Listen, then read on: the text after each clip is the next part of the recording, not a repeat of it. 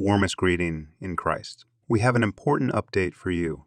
United States Congressman Clay Higgins raised Torben's case during a congressional hearing on the Department of Homeland Security. Congressman Clay Higgins is a member of the U.S. House of Representatives from Louisiana's 3rd District. He also serves as the chairman of the Border Security and Enforcement Subcommittee. This subcommittee has oversight over ICE. First, we will present the entire statement, and then we'll break it down for you step by step.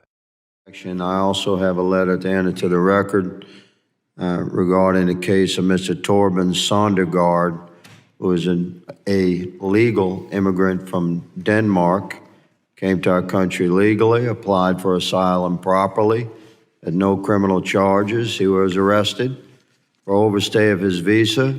He's been incarcerated in solitary confinement for over 1 year.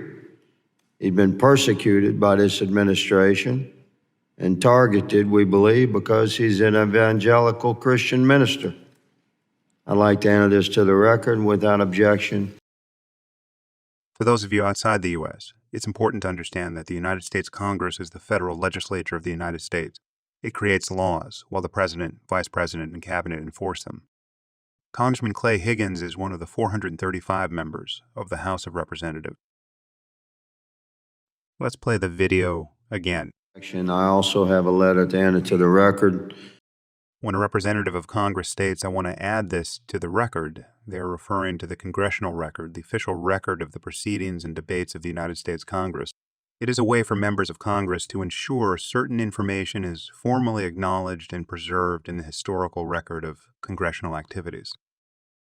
Regarding the case of Mr. Torben Sondergaard, who is a legal immigrant from Denmark, came to our country legally, applied for asylum properly. This validates what we've previously shared. Torben did nothing illegal when he applied for asylum.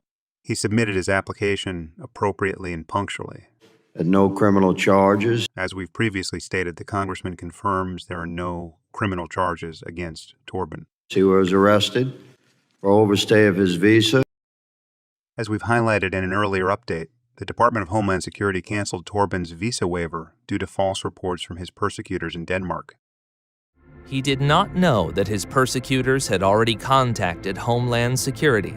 A memo we received states, on March 27, 2019, the ICE Homeland Security Investigations Fort Myers office received information that Sondergaard was defrauding the sick and elderly and abusing children. But why did Torben end up in prison? Due to these false reports, Homeland Security canceled Torben's visa waiver without informing him.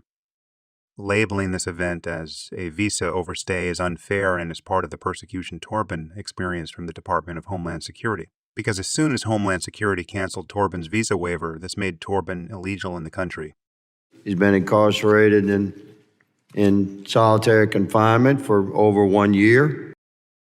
Torben was not permitted to be released on bond. No reasons were given for this denial. He'd been persecuted by this administration.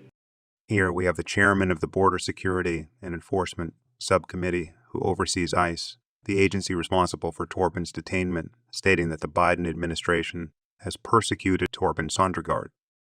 He then provides the reason. And targeted, we believe, because he's an evangelical Christian minister. So he is asserting that anti-Christian forces within Homeland Security are responsible for this persecution. We believe we will hear more about this soon. We're delighted to see that the truth is coming to light. Let's keep Torben in our prayers.